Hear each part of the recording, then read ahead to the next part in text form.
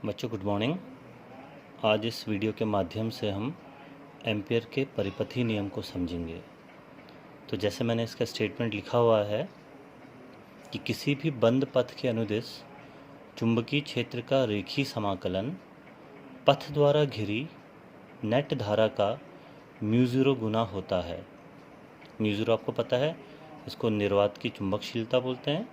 और इसका mathematical statement अगर आप देखोगे तो integration B dot D L is equal to mu I. ये देखिए, ये जो है ये रेखीय समाकलन है। डी एल जो है लाइन के लिए आता है, तो चुंबकीय क्षेत्र का रेखीय समाकलन। और देखिए बंद पथ, ये जो यहाँ पर हमने सर्किल करा है, जैसे गॉस थ्योरम में भी आपको याद होगा, वहाँ पर हम लोग क्लोज्ड सरफेस लेते थे, वहाँ पर बंद सतह होती थी। यहाँ पर ये पथ है, तो किसी भी बंद पथ के अनुदिश चुंबकीय क्षेत्र का रेखीय समाकलन, ये जो आप यहाँ पर हमने इंटीग्रेशन में सर्किल बना रखा है, इसका मतलब बंद है, जो पथ है ये क्लोज इंटीग्रल है। तो बी डॉट डी एल का जो मान है वो म्यू टाइम्स आई होगा, और ये आई जो है ये नेट धारा है, ये उस पथ के द्वारा घिरी गई नेट धारा है। तो अब हम इसको समझते हैं कि इसका मतलब क्या है। तो बच्चों, माना आपके पास कोई एक ये धारा का सिस्टम है और इस पर नेट धारा माना आई है। नेट धारा का मतलब आपको बताएंगे। और माना कोई मैंने एक पथ ले लिया इसके चारों ओर, ये देखिए क्लोज पथ है, क्लोज लूप है। आपको पता है कि इस धारा के कारण इस पथ के प्रत्येक स्थान पर कुछ न कुछ चुंबकीय क्षेत्र होगा।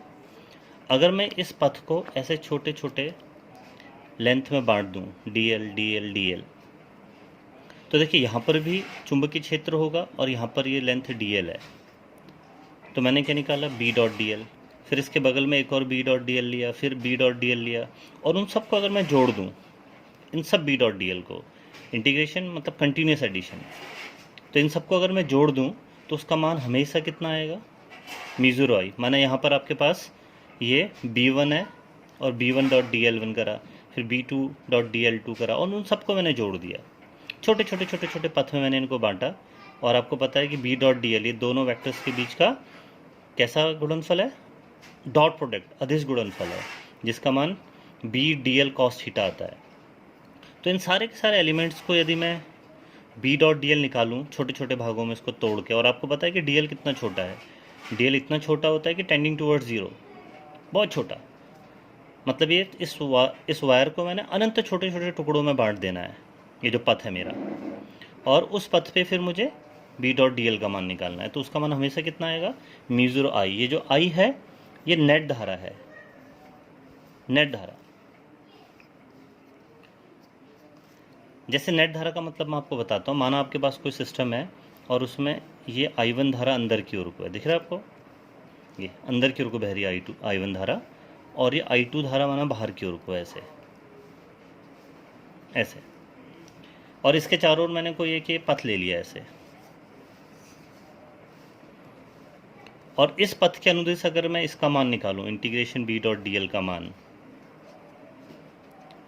तो ये हमेशा म्यू टाइम्स ये बोलिए क्या है, ये आई नेट है, नेट धारा है।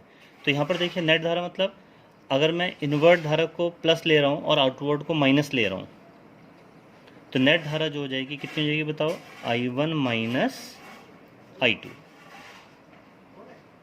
अगर माना मैंने सिस्टम ऐसे लिया होता कि I1 धारा भी अंदर को है और I2 धारा भी अंदर को, और ये मेरा लूप आ गया। इस पाश को आप एम्पीरियन पाश बोलते हो, एम्पीरियन लूप बोलते हो। ये जो हम एम्पियर के सर्कुटल या परिपथी नियम को जब हम प्रयोग करते हैं तो उसके लिए जो पथ बनाते हैं, जो बंद पथ, जैसे गॉस थ्योरम में वो गॉसियन सरफेस होती थी, तो यहाँ पर ये क्या होता है, एम्पीरियन पाश, एम्पीरियन लूप। तो यहाँ पर अगर मैं देखूंगा तो integration B dot D l का मान कितना आएगा बोलिए, इसका मान आएगा mu times I1 plus I2। ये आई नेट जो है वो I1 प्लस I2 आ गई। कहने का मतलब यह है कि इन दोनों धाराओं के कारण इसमें चारों ओर एक चुंबकीय क्षेत्र बना होगा।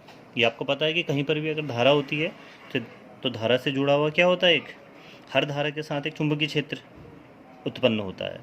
तो I1 के कारण भी चुंबकीय क्षेत्र उत्पन्न हुआ होगा और I2 के कारण भी। तो इस पूरे के पूरे क्षेत्र में I1 और I2 दोनों के कारण एक चुंबकीय क्षेत्र उत्पन्न हुआ होगा। और मैंने इस चुंबकीय क्षेत्र में कोई भी एक ऐसे एक लूप ले लिया, बंद पथ ले लिया, और इस बंद पथ को मैंने छोटे छोटे छोटे छोटे ऐसे टुकड़ों में बांटा, ऐसे अनंत छोटे छोटे टुकड़ों में। और हर छोटे टुकड़े के लिए बी डॉट डी एल का मान निकाल कर मैंने उनको इंटीग्रेट कर दिया, सबको जोड़ दिया। तो उसका मान सदैव कितना आएगा, म्यू0 टाइम्स I1 प्लस I2। तो यह जो नियम है ये क्या कहलाता है, एम्पियर का परिपथी नियम।